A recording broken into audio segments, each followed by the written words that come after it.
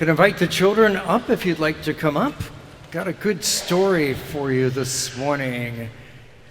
So just about every Friday, I go for a bicycle ride. I love riding a bicycle, and I got a really nice bike to go for a ride. And so this last Friday, I was out on my ride, and I had gotten as far away from the house as I'd gone to, and I was coming back, and I had a flat tire.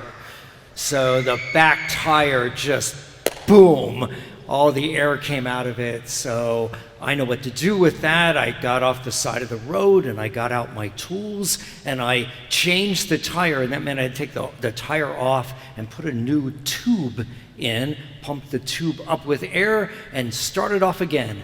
And about a mile later, that tube collapsed and I ended up flat again. The problem was I didn't have another tube with me. So there's not a lot you can do in a case like that, and I decided that probably the best thing to do for the sake of the bike, because you don't want to really ride on the rim, so the best thing to do was to walk home. That was going to take me about an hour to get home. I wasn't real happy about it, but it seemed like the right thing to do. And do you know what happened? I had just started walking, and another bicyclist comes up beside me, and he says, "You're having some trouble?"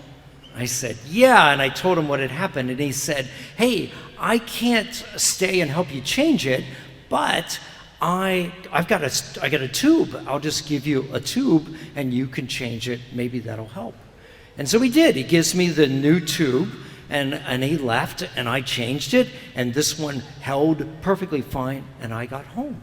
Wasn't that a nice thing of that guy to do for me? Because it cost him a little bit of money, maybe $8-9, something like that. It cost him a little bit of time, but he was just being really nice to me. And so I just wanted to encourage you, sometimes you get a chance to be nice to people. Maybe it's something as small as, "Hey, can I have a pencil?" And you say, "Sure, here's a pencil." Or maybe you just need to help somebody do something, or maybe just listen to them. So it's the small things that might actually help, okay? We're good? Make sense? You can do that? Very good. Thanks so much for being here. Hey, how are you? Oh, well, after I fixed the tire the third time, I was able to ride it home. Yeah, so we're great. Alrighty. Thanks so much, folks.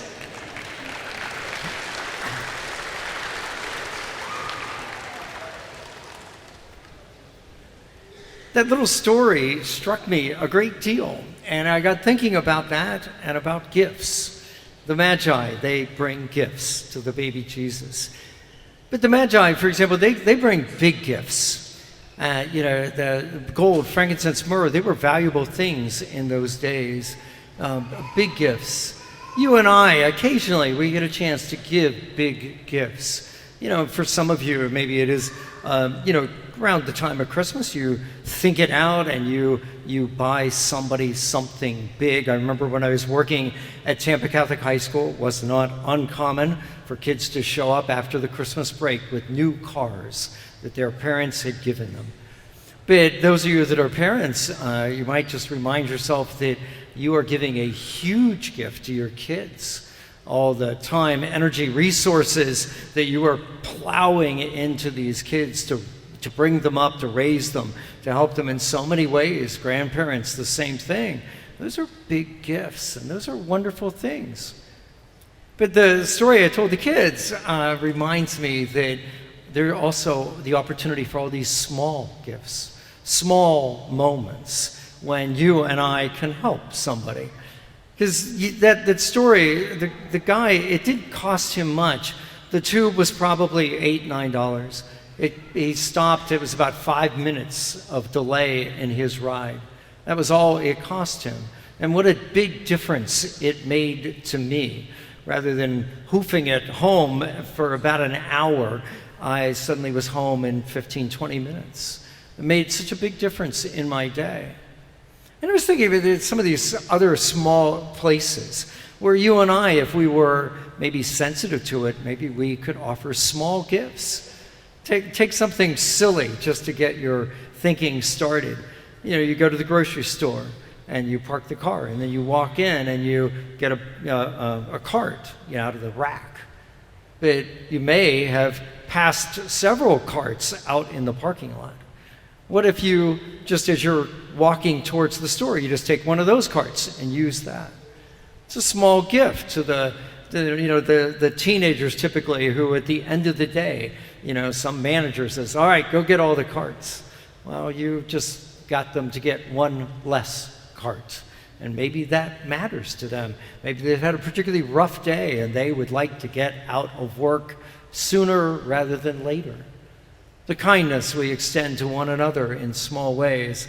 Lots of people, lots of fun things you can find about smiles, but is it not true that people will at times say something nice to us, smile at us, and it just changes our day? Those are small gifts we give one to another. I think that's worth considering. The other thing I was thinking about the wise men, their gift was planned.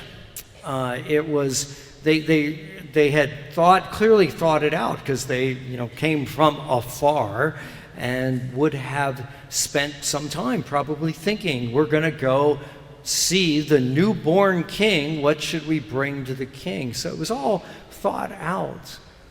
But the gentleman who helped me, that was an unexpected gift to me at an unexpected time. If I had been the area I was riding, there were a bunch of shops there, and if there had been a bicycle shop, that would have been okay, fine, something expected. I'll just go to the shop, get a new tube, get it fixed. But that wasn't a possibility, and so this gift that this guy gave me was unexpected and quite helpful. I just wondered if that's something else we might think about. I remember some years ago, I was at a workshop, and it was geared towards married couples. And the speaker, speaking mostly, I think, to the gentlemen, but ladies, probably to you as well, he was saying to these guys, he says, look, you're going to give gifts at Christmas and birthdays and anniversaries. Of course you are. What about giving gifts that are unexpected gifts at unexpected times? What about those gifts? And as I was thinking about what the guy did for me, and I was thinking about that little expression, I was thinking that is that not so true? That I've met people over the years, known people, they were the sort that you would just walk up to you and hand you something and say, I was at the store the other day and I saw this and I thought of you. What a wonderful gift to us. And so while we want to emulate the wise men in terms of those moments, those opportunities where we can give big planned gifts, I think we would also want to emulate the spirit of giving and give small, unexpected gifts at unexpected times to one another. Because it's worth reminding ourselves that, this is the beginning of the book of Matthew. You get near the end of the Gospel of Matthew in chapter 25. There's that story of the sheep and the goats. And do you remember the punchline of that? Jesus says to people, hey, the thing you did to other people, you did that to me. And so maybe it's worth us reminding ourselves that we can be like the Magi. They give gifts to the Christ child. Every time you and I give small gifts or big gifts, but small gifts to one another, we're doing that for the Lord.